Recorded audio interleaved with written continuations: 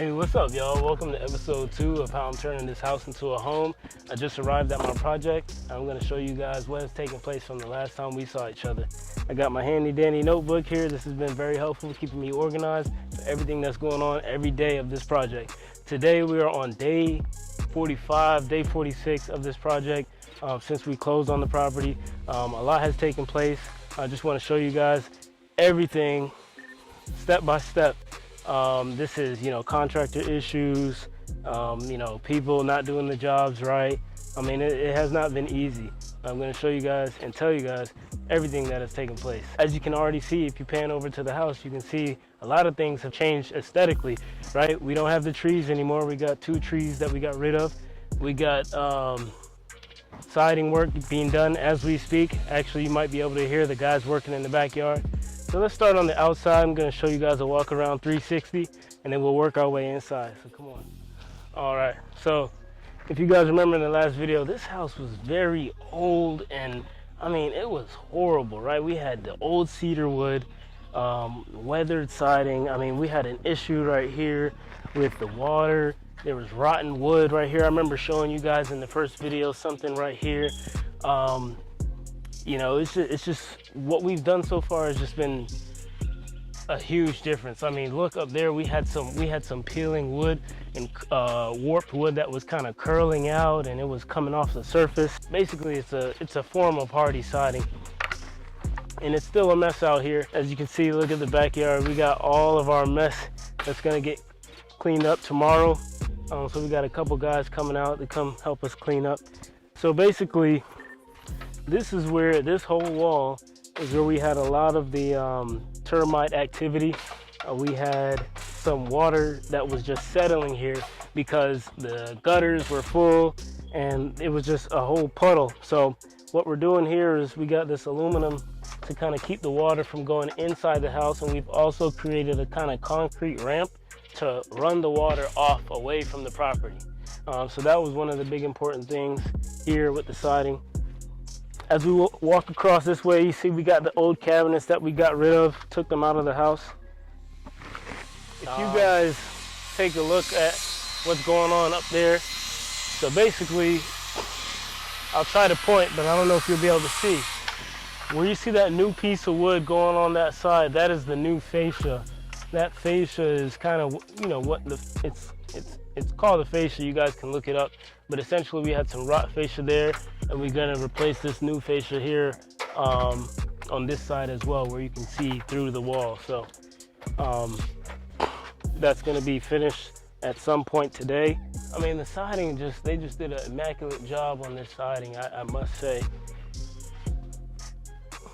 So if we walk over here, we're gonna look at the deck. See, let me tell you guys a funny story. So let's just take a pause right here, because this deck, believe it or not, has a couple issues. The first guy that I paid to do this job, he did not do it to code. He just made up some stuff, and maybe I'll try to show you guys a picture right here. I'll show you guys a picture of what it looked like before. But essentially, it was not to code, and if an inspector came out here, it would fail. So what I did was I went online, because I don't know how to build a deck. That's why I hired the guy, right? And I went online and I saw what the code is, and basically had to call somebody else out here to get it done the right way. So that's just one of the things you got to deal with working with people that you never worked with before. I got to ask the contractor something, because something is missing, and I just noticed it.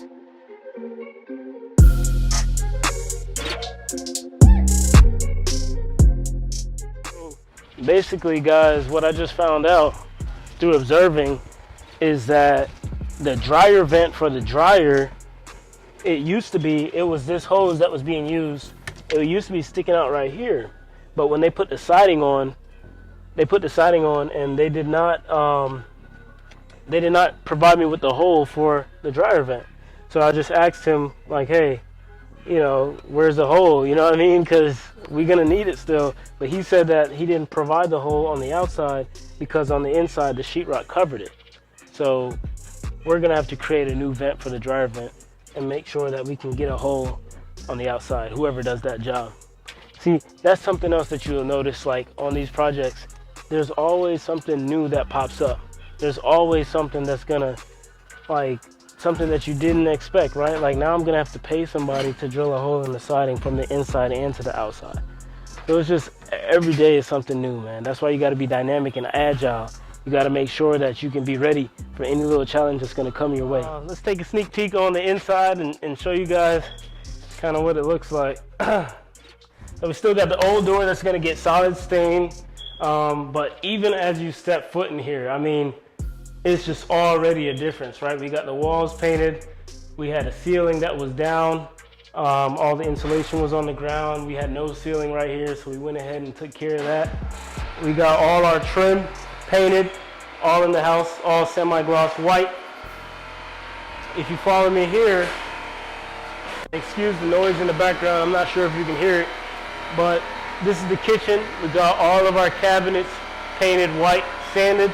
It was a heavy, intense job because the cabinets just had to get resurfaced. We got new cabinets on the bottom. We just painted them all white and painted the hinges black. Now what we're gonna do next is go ahead and replace this backsplash. This is an old laminate or vinyl backsplash. We're gonna change it to tile and make it more complementary to the color of the cabinets. If you follow me here, we're gonna put a chandelier there. We're gonna replace that light with another flush mount light to make it, you know, more updated. And we're gonna follow me upstairs. If you follow me to the first right, in this room we got the small bathroom. We got a cabinet. I'm sorry, this is a vanity combo with the countertop. I think we're gonna have to go ahead and replace this because it got damaged on the delivery. That's another thing that you're gonna have to deal with. People delivering stuff and it messing up. It's just been hell. Crazy story about this bathroom. So I had a contractor who was supposed to do this whole tile surround for the bathroom. He did not have the right equipment. And so what he did was, I paid for all this tile to be one style. He broke a whole pack of tile and literally ran through the whole pack, and then he went to go buy more tile. He didn't call me or anything. He bought different tile, different style, and put it on both of these walls. So I had one style here, and I had two different styles on each of these walls, and then he put two different tile right here. It was a horrible nightmare. And he still wanted to get paid. So that's just one of the things that was, you know, kind of stressful on this project. The bathrooms didn't really come out the way I wanted them to, but you know, we just got to keep moving, right? I'll show you guys the other one. In this room, this is the master. We're gonna replace this fan, of course, but if you can see, you know, we still need flooring in here. We still got quite a mess, but that is the value of showing you guys this, right? Because not everything is gonna be looking all dandy and good until, you know, until we get there. Take a look at this bathroom. It was even worse. The guy didn't do the shower box is not level. You know, just the measurements, everything is just off in here. I mean, I don't know who taught this guy how to do bathrooms. I mean, he messed up the floor. The floor didn't even drain the water correctly. I mean, it was just a nightmare, and it still is, but it's still a work in progress. So we'll see how we can fix it. We just got our thermostats installed about 10 minutes ago. So that's why the manuals are there. Here we got the den or the family room. I don't know what you want to call it. I call it the family room. We're gonna replace this fan. Funny thing, we turned this fan on and one of the blades flew off and almost hit my head. But we did get all the trim, the window trim, and this needed to be oil-based prime first because it's a special texture. All right, so this is some flooring material that I have. I brought it to the property to show some of the contractors what we're going to be using. If I try to pull one out for you so you can see, this is what it looks like. It's the actual 5mm flooring from Home Depot, and it has the underlayment attached. I think it will complement the paint, which is why I went that way. We got all new doors installed. We got all new interior pre-hung doors installed. You guys already saw the water heater doing everything in the last video. Right now we're waiting on the panel for the electrical. The electrician is supposed to bring that panel. and cover it up so that we can get the inspector out to pass so that we can move forward. As you can see, there's still some more work to be done. We still got flooring, we still got lights to put up, we still got to fix the bathroom a little bit. But basically, guys, what I want you to see is that this is really attainable, right? Like like I said, I'm 25, I work a full-time job. You know, it's been hard coming here. You know, I probably even look tired right now. It's because it's been a roller coaster, man. But it's possible, and that's the main thing that I want you guys to know. All right, y'all. So basically, I just want to let you guys know a few of the things that have kind of been happening, you know, during this flip project, because it's really important for me to share this. I think this is the part of flipping a house that nobody talks about. Nobody really tells you, like, you know, what it really takes to flip a house. Like, what are the frustrations? Like, people make it sound like such a foreign thing too. Like, some people make it sound like it's a whole nother world, right? But some people make it sound very simple.